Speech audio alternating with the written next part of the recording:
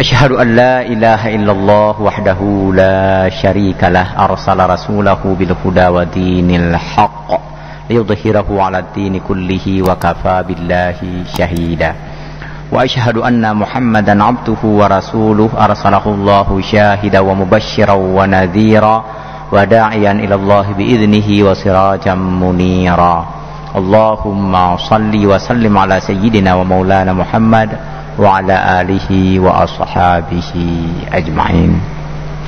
Kita bersyukur kepada Allah atas curahan rahmat dan karunia-Nya yang melimpah.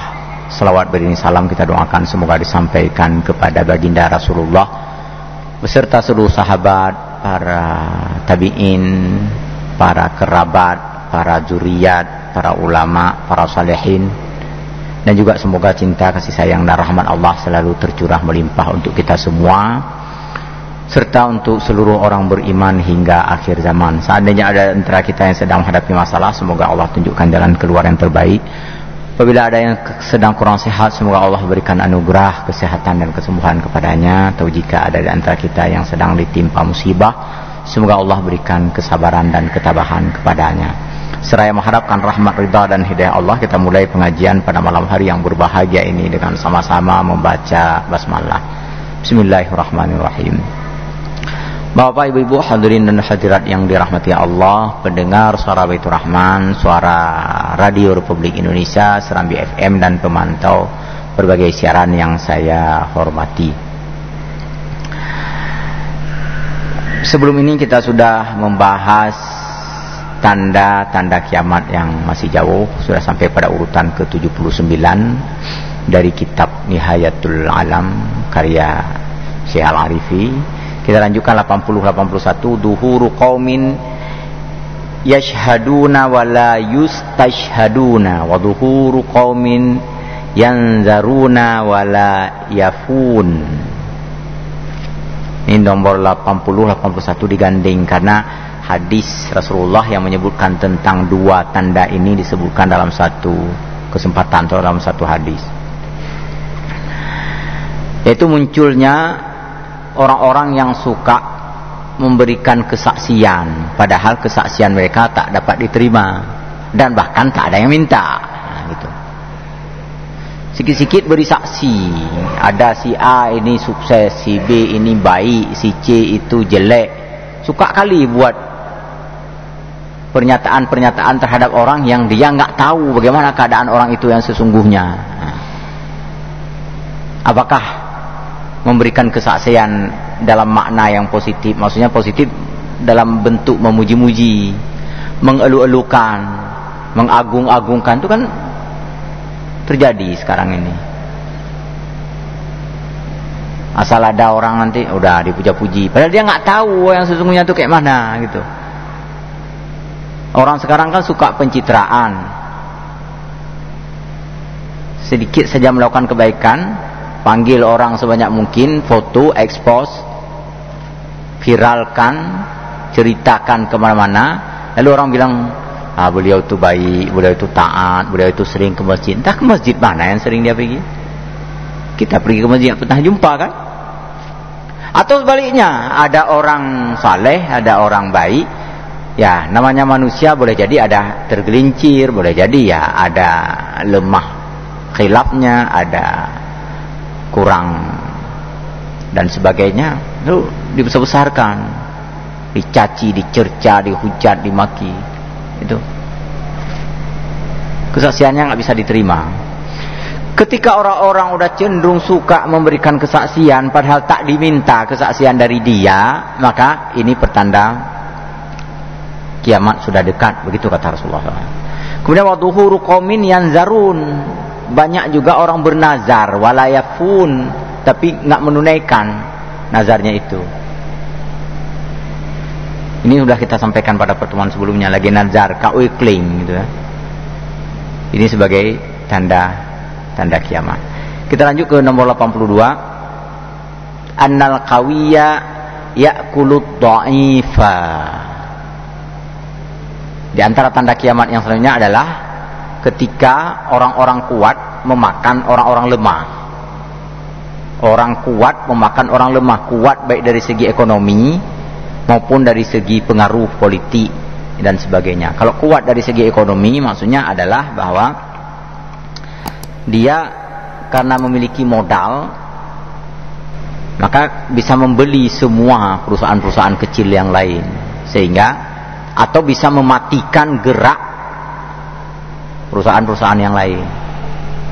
Beberapa toko, beberapa kedai runcit, kedai kelontong di beberapa tempat dilaporkan oleh teman-teman yang melapor, tutup pelan-pelan karena di sampingnya berdiri gerai-gerai besar, berdiri swalayan-swalayan besar, berdiri mall-mall plaza yang menjual segalanya dengan pelayanan yang mungkin sedikit agak ramah atau terkesan agak ramah. Tempat berbelanja leluasa, dikurangi sedikit, diturunkan sedikit barangnya. Jadi toko-toko yang sudah ada sebelumnya atau yang dimiliki oleh masyarakat setempat gulung tikar jadinya kan. Ini annal qawiyya ya'kulud dha'ifa, yang kuat memakan yang lemah. Ini dari segi ekonomi sebagai salah satu tanda kiamat. Atau dari segi pengaruh juga bisa. Ada orang karena ada jabatan tertentu, dia memiliki pengaruh sehingga apapun peluang-peluang yang ada pada orang lain yang dianggap berpotensi mengancam kedudukannya, maka dia pinjam-pinjam terus. Ditutup rapat, nggak diberikan kesempatan sedikit pun. Begitu muncul nama orang itu misalnya untuk menjadi sesuatu, langsung mencoret. Sehingga si orang itu betul-betul tidak dapat memanfaatkan pengetahuan, ketampilan, skill yang dimilikinya. Kenapa? Karena ada orang kuat secara pengaruh. Sering dalam bahasa orang-orang tua kita ada istilah bek dua boh miagam kan gitu. Di kantor, di kampus, di sekolah, mana lagi. Sering terjadi kayak gitu Bapak Ibu berbahagia. Kalau ada yang berani kritik dekan, kritik rektor, maka coret semua. Perjalanan dinas nggak boleh, menjadi supervisor nggak boleh, menjadi asesor nggak boleh, menjadi apapun nggak boleh. Coret semua. Kenapa? Karena dia kuat. Yang lemah ini, lemah sebenarnya pinter, sebenarnya pandai, sebenarnya bisa, tapi lemah dari segi pengaruh. Apalagi kalau dianggap berpotensi mengancam kedudukannya. Persaingan untuk menjadi rektor kan ketat. Persaingan menjadi dekan kan berat. Jadi segala keuntungan, segala kekayaan, segala kehebatan main rangkul untuk dia semua, mulai dari biaya-biaya terbesar dipegangnya sendiri sampai biaya sekecil-kecilnya untuk dia. Siapa yang kritik, maka yang kritik itu dicoret dari tugas yang bisa dibagikan kepada orang-orang lain. Ini annal qawiyya ya'kulut dha'ifa. Atau juga kekuatan dalam arti kekuatan fisik. Karena dia badannya kuat, maka dia bisa memaksa orang lain pam tanpa tiga biru kok no. Kalau nggak kasih rokok kena tempeleng lagi gitu. Makan yang lemah. Lahan parkir saja kadang-kadang lapak parkir saja itu berebutan. Nyong drop udang ini. Nggak boleh ada sini sono. Bukan hanya parkir, jualan di pinggir jalan, jualan di pasar dan sebagainya. Itu yang kuat sering memakan yang lemah. Yang lemah yang tak berdaya udah nangis. Yang gasin mekuin lagi tapi yang kaya mulia bawarih gitu. Jadi kuat ekonomi, kuat pengaruh dan kedudukan, juga kuat fisik dan badan, itu memakan yang lemah. Ketika ini terjadi sudah semakin banyak, sudah semakin sering, sudah semakin merata, maka tanda kiamat pun semakin dekat.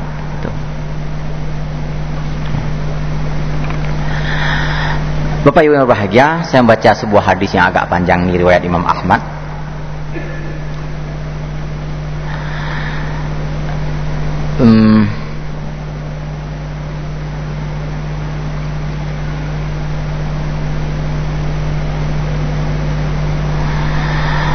An Aisyah radhiyallahu anha qalat, dari Aisyah semoga Allah meridainya, Aisyah berkata begini, dakhala alayya Rasulullah sallallahu alaihi wasallam wa huwa yaqulu ya Aisyah qaumuka asra'u ummati bi lahaqan. Wahai Aisyah, kaummu itu adalah yang paling cepat menyusulku nanti setelah kematianku, setelah wafatku, kata Rasulullah. Kaummu nanti paling cepat menyusul aku setelah aku wafat. Qalat falamma jalasa qultu ya Rasulullah ja'alanillahu fida'aka laqad dakhalta wa anta taqulu kalaman da'arani. Ketika Rasulullah sudah duduk, maka Aisyah pun pertama berkata kepada Rasulullah, ya Rasulullah, semoga Allah menjadikan aku sebagai tameng lah bagi engkau, tebusan bagi engkau. Maksudnya apa? Semoga kebajikan-kebajikan yang pernah engkau lakukan terhadapku bisa mengampuni dosa-dosamu, bisa menambah pahala untukmu. Itu maksudnya fida'aka. Karena ini cerita wafat, cerita tentang kematian. Kalau engkau meninggal duluan wahai Rasulullah, semoga aku bisa menjadi tameng bagimu, bisa menjadi tebusan untukmu. Kebaikan-kebaikan yang engkau berikan untukku banyak sekali. Itu boleh kita sebutkan. Dan engkau tadi ya Rasulullah mengatakan sesuatu yang membuat bulu kudukku merinding. Lalu Rasulullah bertanya, qala wa ma huwa? Apa itu yang membuatmu merinding? Qalat taz'umu anna qaumi asra'u ummatika bika lahaqan. Yang buat aku merinding tadi adalah ketika engkau Rasulullah mengatakan bahwa kaumku ini yang paling cepat menyusulmu kelak setelah engkau meninggal. Ini yang membuat kami merinding. Ya. Qala na'am. Ya, memang itu kata Rasulullah, benar saya katakan itu dan memang benar seperti itu. Qalat wa mimma dzaka. Lalu Aisyah bertanya lagi, bagaimana ini? Ada apa maksudnya? Kenapa bisa begitu? Gitulah kira-kira. Qala tastahlihimul manaya wa tanaffasu alaihim ummatuhum. Qalat faqultu fa kayfa an-nas ba'da dzalika aw 'inda dzalika. Qala daban ya'kulu shidaduhu di'afahu hatta taquma alaihi mussa'ah. Ya, memang begitu kata Rasulullah. Apa yang saya katakan benar seperti itu dan memang akan terjadi seperti itu.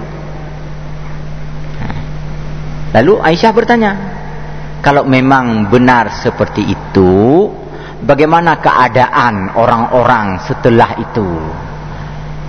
Lalu Rasulullah menjawab, orang-orang setelah kaum engkau, setelah saya wafat dan kaum engkau para sahabat ikut wafat, maka mulailah manusia waktu itu menjadi seperti daban. Daban ini bahasa Arab kalau diterjemahkan adalah belalang yang tak punya sayap itu. Darut tuko lah begitulah kira-kira.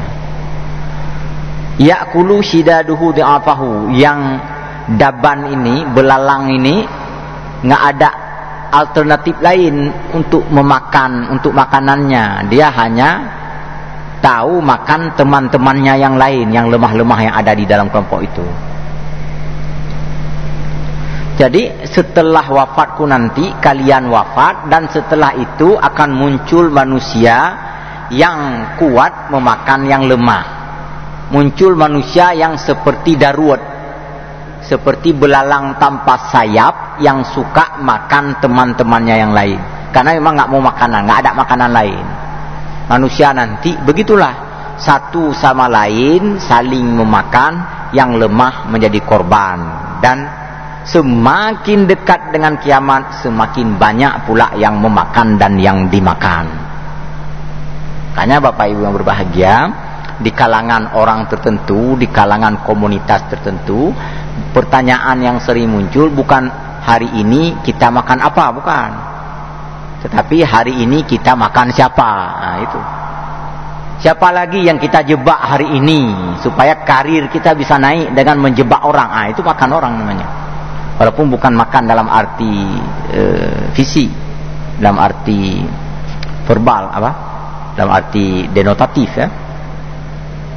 Nggak dia makan badan wujud fisik manusia, tapi dimakan perannya, dimanfaatkan, ditunggangi dan segala macam. Siapa lagi yang kita makan hari ini?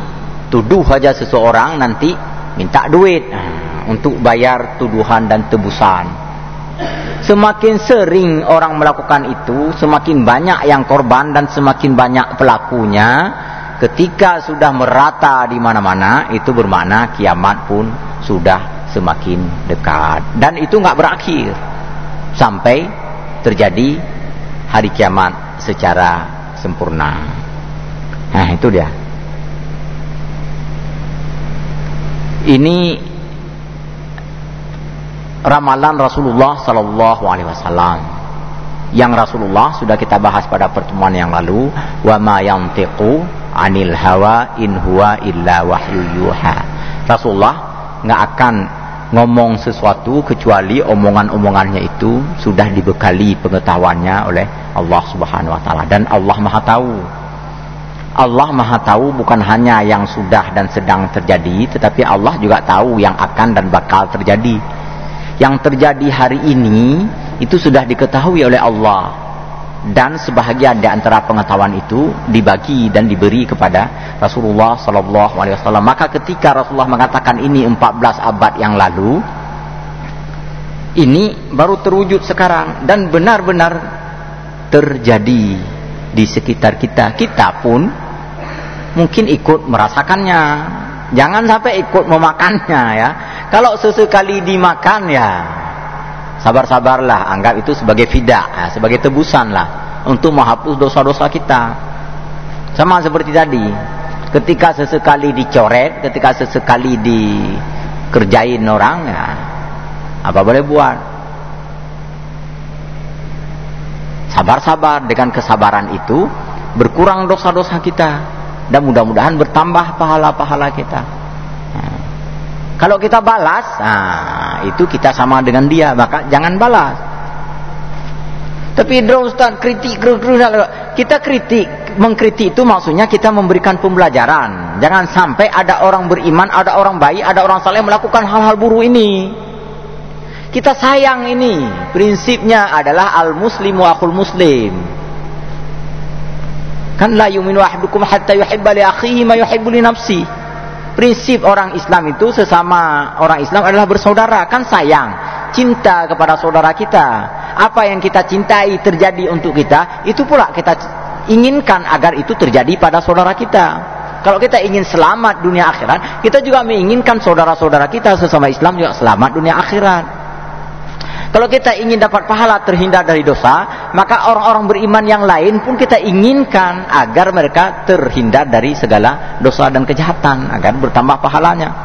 Maka ketika ada yang melakukan kesalahan, ada yang melakukan kejahatan, ada yang melakukan memakan saudara-saudaranya seperti yang kita sebutkan tadi, ada orang punya wewenang lalu menzalimi orang lain, kita ingatkan.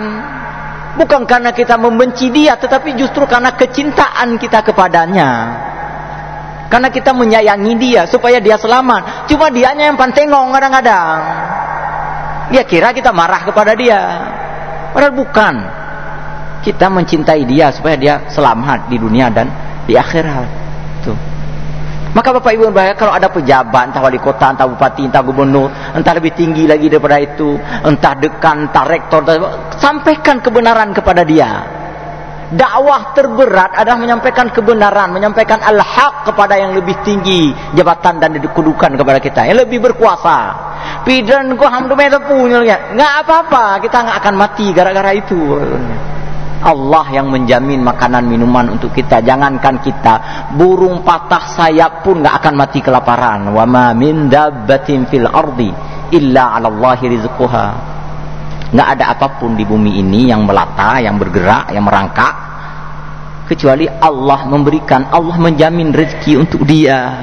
Apalagi kita manusia ini keren-keren, paten-paten, hebat-hebat, tetap akan ada resource apa, sumber daya Allah apa, akan ada makan, akan ada rezeki anugerah Allah Subhanahu wa taala. Kita lanjutkan. Tanda kiamat Islamnya adalah tarkul hukmi bima anzalallah. 83. Meninggalkan hukum yang diturunkan oleh Allah Subhanahu wa taala. Ini tanda kiamat juga. Ini ada al-qanunul wad'i, ada al-hukmul islami, maksudnya ada asy-syariah. Yang syariah mulai dikurangi peran, fungsi dan kedudukannya. Sedangkan al-qanunul wad'i, hukum, aturan-aturan yang dibuat berdasarkan kesepakatan, berdasarkan apa namanya, konstitusi dan sebagainya, itu lebih diutamakan. Ini semakin banyak, semakin sering, maka itu semakin dekat dengan hari kiamat. Dalam konteks ini Syekh Al-Arifi mengutip ayat Al-Quran, A'udzubillahi minasyaitonir rajim. Bismillahirrahmanirrahim. Wa man lam yahkum bima anzalallah faulaika humul kafirun. Barang siapa yang tidak menjadikan hukum Allah sebagai penyelesaian segala perkara yang dihadapi oleh manusia, maka orang itu termasuk orang-orang kafir.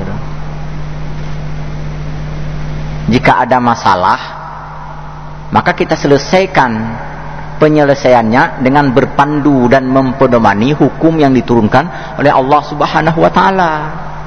Bukan oleh kesepakatan-kesepakatan saja. Bukan oleh peraturan-peraturan yang dibuat oleh orang-orang yang kuat tadi. Kuat secara politik. Misalnya ada partai mayoritas di dalam gedung wakil rakyat. Nah, partai yang mayoritas itu bisa memaksa yang minoritas, padahal kebenaran belum tentu pada mayoritas kan. Nah, ini kuat, yang besar, yang banyak memaksa yang sedikit.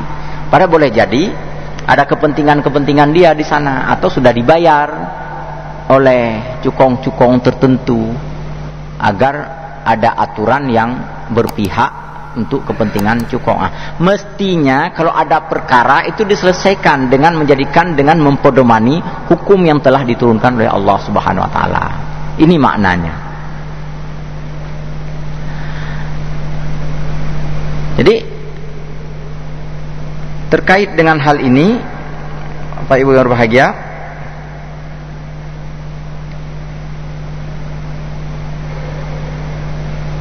terkait dengan hal ini ada salah satu hadis Rasulullah sallallahu alaihi wasallam yang juga ini diriwayatkan oleh Imam Ahmad, ya.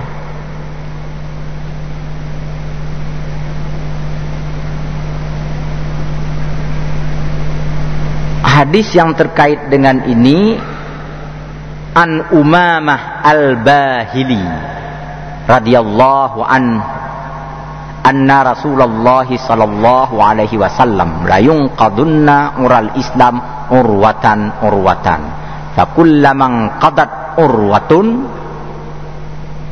tashabbat annas billati taliha. Jadi simpul Islam, tali pengikat ajaran Islam ini satu demi satu lepas. Ikatan ajaran Islam ini satu demi satu lepas. Maka ketika satu yang lepas itu, manusia berpegang kepada simpul berikutnya. Semakin banyak simpul yang lepas, maka semakin manusia meninggalkan ajaran agama ini. Simpul pertama yang lepas adalah al-hukmu. Simpul pertama yang lepas, yang gak bisa dipegang lagi oleh manusia adalah simpul hukum, ikatan hukum. Dan ikatan terakhir nanti yang terlepas adalah ikatan salat. Artinya mau disampaikan di sini adalah suatu waktu nanti orang cuma tinggal salat aja, yang lain tinggal semua. Maksudnya orang cuma menunaikan salat saja sebagai pengamalannya terhadap ajaran Islam, yang lain mah nggak bisa diamalkan. Kenapa? Karena sudah dibuang dari kehidupan umat manusia. Itu semakin merata kejadian seperti ini di sebuah negeri, syariat semakin ditinggalkan dari kehidupan, maka semakin dekat dengan kiamat, semakin dekat dengan kehancuran. Makanya kalau kita cerita tentang syariat, itu kita akan berhadapan dengan tantangan yang sangat berat. Pihak-pihak yang tak menginginkan syariat itu jauh terlalu banyak. Paling-paling mereka ingin wakaf gitu karena di sana ada uang, atau menginginkan masyarakat ekonomi syariah gitu dengan label-labelisasi yang seperti itu. Tapi coba ceritakan, kita tetapkan hukum misalnya jinayah misalnya. Itu penolakannya sangat berat. Pemerintah Sumatera Barat, pemerintah provinsi dan pemerintah Kota Padang itu kan menetapkan pakaian seragam yang berbusana muslim, itu ditolak habis-habisan oleh banyak orang kan. Jadi kalau udah cerita pakaian syariat itu ditolak, pasar syariah itu ditolak, apalagi jinayah hukum syariah itu ditolak. Apa juga tinggal salat boleh. Mirip seperti kata Muhammad Nasir dulu, kalau kalian bicara tentang ekonomi Islam, kalian akan mendapatkan perlawanan. Kalau kalian bicara tentang politik Islam, juga kalian akan mendapatkan perlawanan. Tapi bicaralah tentang ibadah Islam, maka nggak ada yang merasa tersinggung, nggak ada yang merasa terusik, maka akan dibiarkan. Nah, ini juga Muhammad Nasir ngomong seperti ini udah 50 atau 60 tahun yang lalu, dengan melihat keadaan masyarakat pada waktu itu. Baik, kita lanjutkan. Yang ke-84, tanda kiamat adalah kasratur rum wa qillatul arab. Kasratur rum, banyaknya orang Rum, orang Romawi, dan berkurangnya jumlah populasi orang Arab. Ar-Rum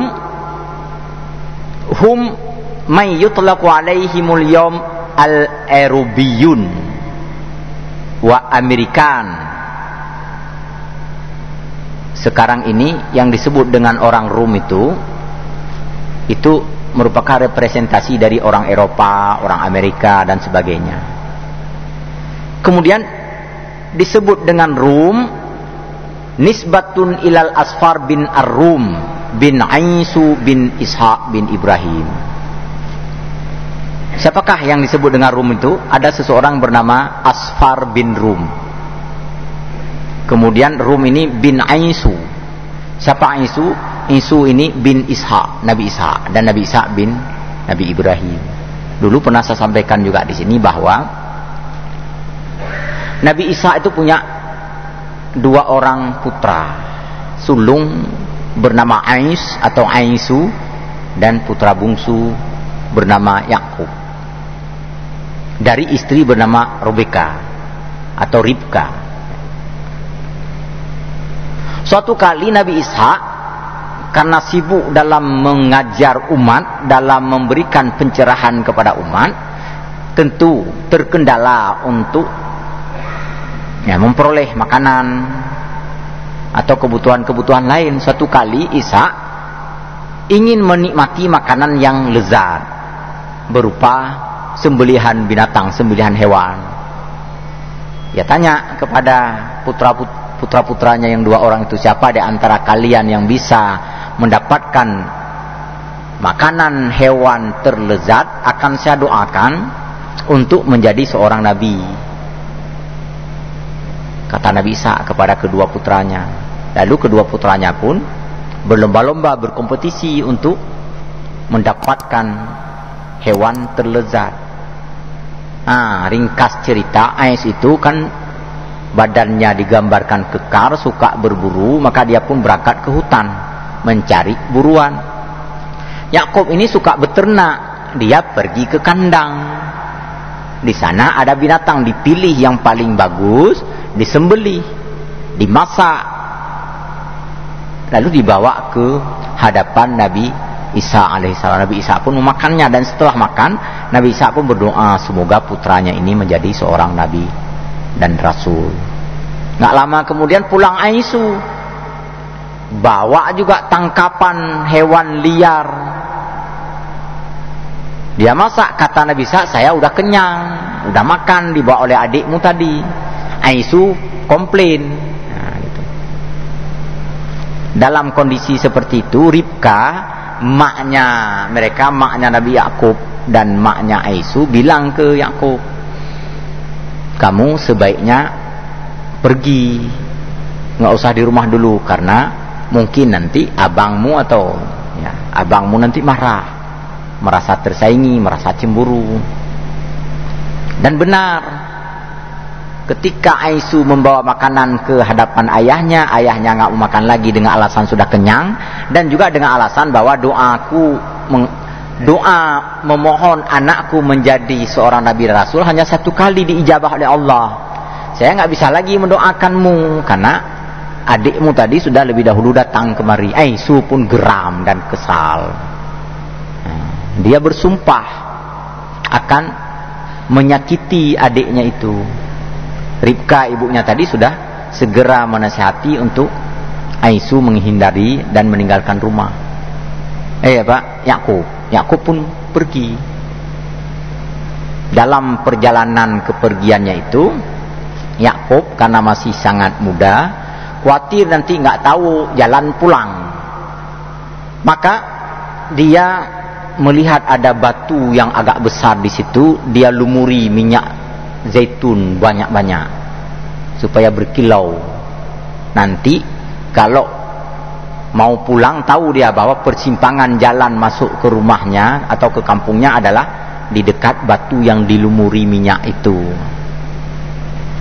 Lalu Yakub pun berangkat ke timur negeri Yerusalem sampai ke Baghdad. Di sana Nabi Yakub nanti dikawinkan dengan Rahel dan dengan siapa nama satu lagi, saya lupa namanya. Ya, kembali ke sini ceritanya. Ais mencari Yakub, nggak ketemu-ketemu, kesal tapi rindu, kan? Bagaimana nggak rindu, kan adik. Marah tadi, tapi marahnya tentu nggak sampai lama-lama kan rindu juga. Selama ini hanya berdua di rumah itu, kan, saudara-saudari, saling menghargai, saling menyayangi, saling memperhatikan. Udah terlalu lama nggak jumpa, nanya ke sana kemari. Nah, batu tadi yang dilumuri minyak zaitun tadi, karena disinari matahari menjadi berkilau, banyak orang datang, banyak binatang juga berdatangan ke sana. Ditanya oleh Aisu kepada semua orang di situ, siapa di antara mereka yang pernah melihat Yakub? Siapa yang pernah melihat Yakub? Rupanya nggak ada yang bisa memberikan jawaban pasti. Ais pun setengah putus asa meninggalkan kampung. Kalau tak ada Yakub, untuk apa saya tinggal lagi di sini? Gitulah kira-kira. Dan dia bersumpah. Sumpah ini dia sampaikan kepada keturunannya nanti. Apa di antara sumpahnya itu? Sumpahnya akan melindungi Yakub. Diperdengarkan kepada banyak orang. Saya nggak marah kepada Yakub, walaupun tadi kesal, tapi sesungguhnya saya mencintai dia. Disampaikan ini kepada putra-putranya, kalau kalian ketemu dengan putra-putra Yakub kelak, cintai mereka, sayangi mereka. Terus yang anak ini sampaikan lagi kepada cucunya, terus menerus seperti itu. Itu sumpahnya Aisu. Disebut di dalam sejarah, dikutip oleh Ibnu Katsir dari beberapa sumber periwayatan. Aisu pergi berangkat ke utara, ke Eropa. Yakub nanti punya putra-putri, kan? Sudah pernah kita kisahkan. Keturunan Yakub nanti Bani Israel, yang sekarang mendiami wilayah Israel Raya itu, negara Israel, Tel Aviv, Yerusalem. yang menjajah warga Palestina. Bapak Ibu coba lihat sekarang, orang-orang Israel itu dilindungi betul oleh orang-orang Eropa kan. Beberapa malam lalu ketika dekat dengan waktu Isra Mi'raj, saya akan sampaikan di sini bagaimana orang-orang seluruh dunia, terutama orang Eropa, orang Inggris, orang Amerika itu betul-betul hendak melindungi orang Yahudi Israel itu. Nah, ini juga bagian dari sumpah masa lalu Al-Ainsu itu. Nah, ini kira-kira gambaran. Jadi tanda kiamat yang ke-84 nanti adalah ketika orang keturunan Aisu bin Rum bin Aisu ini jumlahnya banyak, memenuhi benua Eropa dan Amerika. Sementara orang Arab semakin berkurang jumlahnya. Keturunan Nabi Ismail semakin berkurang. Keturunan Nabi Yakub, keturunan Nabi Ishak semakin banyak. Seketika banyaknya itu melebihi batas tertentu, maka terjadilah kiamat. Ini yang mau disampaikan. Kiamat akan terjadi ketika populasi bangsa Arab semakin terbatas, sementara bangsa Eropa, Amerika dan sebagainya itu semakin banyak jumlahnya. InsyaAllah kita lanjutkan pada pertemuan mendatang. Lebih dan kurang saya maaf kepada Allah SWT kita mengampun. Subhanakallahumma bihamdika asyhadu an la ilaha illa anta astaghfiruka wa atubu ilaik. Wassalamualaikum warahmatullahi wabarakatuh.